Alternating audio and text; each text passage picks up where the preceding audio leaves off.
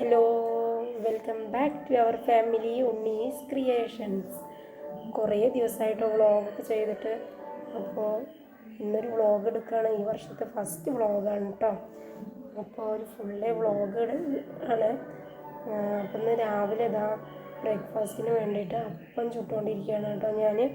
അങ്ങനെ അപ്പം ഒരു ഉള്ളിയും തക്കാളിയും കൂടെ വഴറ്റിയിട്ടുള്ള ഒരു ചമ്മന്തിയും കൂടെ റെഡിയാക്കാമെന്ന് വിചാരിച്ചിട്ടാണ്. അങ്ങനെ അപ്പമൊക്കെ ചുട്ടെടുത്തു. അതിന് ശേഷം ഞാൻ ചമ്മന്തി തയ്യാറാക്കാൻ വേണ്ടിയിട്ട് ഉള്ളിയൊക്കെ മുറിച്ച് വെച്ചിട്ട് വഴറ്റി വെച്ചു. അതിനുശേഷം ചായ കുടിച്ചിട്ട് ഞങ്ങൾ കുടൂസ് ലേശം ലേറ്റായിട്ട് എണീറ്റുകൊണ്ട് നമ്മൾ ചായ കുടിക്കണേ ഉള്ളൂ. അതിന് ശേഷം എല്ലായിടമൊക്കെ ഒന്ന് അടിച്ചു വാരി വൃത്തിയാക്കി വരികയാണ് കേട്ടോ. പിന്നെ ഞാൻ തുണി കഴുകുകയാണ്, കുറച്ച് തുണി കഴുകാണ്ട്. അപ്പം അങ്ങനെ അതിനിടയിൽ ആദ്യം വന്ന് തുണി കഴുകാൻ വരികയാണ്.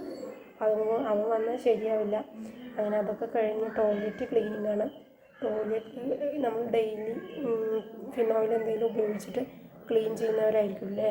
പക്ഷേ നമ്മൾ ആഴ്ചയിൽ ഒരു ദിവസം ഇങ്ങനെ പൊടിപ്പും കുറച്ച് സോപ്പും കൂടി പേസ്റ്റ് രൂപത്തിലാക്കിയിട്ട് ടോയ്ലറ്റ് ഫ്ലോറിലും അതേപോലെ ക്ലോസറ്റിലൊക്കെ തേച്ച് വെച്ചൊരു 5 മിനിറ്റ് കഴിഞ്ഞിട്ട് ഉരച്ച് കഴുകി വൃത്തിയാക്കുകയാണെന്നുണ്ടെങ്കിൽ നല്ല അഴുക്കൊക്കെ പോയി ക്ലീനായി കിട്ടും. അതുപോലെയുള്ള വഴുക്കലൊക്കെ ഉണ്ടാവില്ലേ ഫ്ലോറിൽ, അതൊക്കെ പോയി കിട്ടും കേട്ടോ.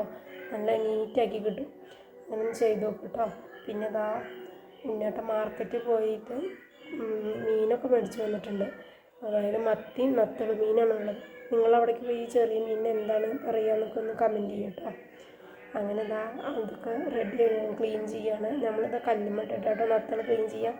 അങ്ങനെ അതൊക്കെ മസാല പെനച്ച് വെച്ചു. പിന്നെ മീനൊക്കെ ഫ്രൈ ചെയ്തെടുത്ത് അതിന് കുറച്ച് മീനെടുത്തിട്ട് നമ്മൾ കറിയും വെച്ചു കേട്ടോ. അപ്പോൾ ഇതാണ് ഉച്ചയ്ക്കുള്ള ലഞ്ച് എന്ന് പറയുന്നത്. മീൻ കറിയും മീൻ വറുത്തതും ചോറുമാണ് കേട്ടോ. പിന്നെ അതിന് ശേഷം ഞങ്ങൾ വൈകുന്നേരമൊക്കെ ആയപ്പോൾ വെയിലൊക്കെ അറിയതിന് ശേഷം പുഴയുടെ അധികനൊക്കെ ഒന്ന് പോയിട്ടു. അങ്ങനെ പുഴയുടെ അധികനൊക്കെ ഒന്ന് കറങ്ങി നടന്നു.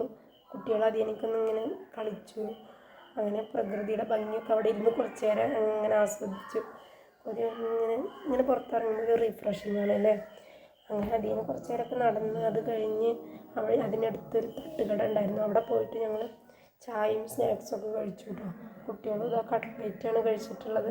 പിന്നെ ഉണ്ണേട്ടനൊരു പരിപ്പ് വടയും ബന്നിൻ്റെ ഉള്ളിലൊരു എഗ്ഗ് വെച്ചിട്ടുള്ള സംഭവം കൂടെ കഴിച്ചു കേട്ടോ. കട്ട്ലേറ്റ് കുറച്ച് അങ്ങോട്ട് തണുത്തിട്ടുണ്ടായിരുന്നു, എന്നാലും ഒരു കുഴപ്പമില്ല.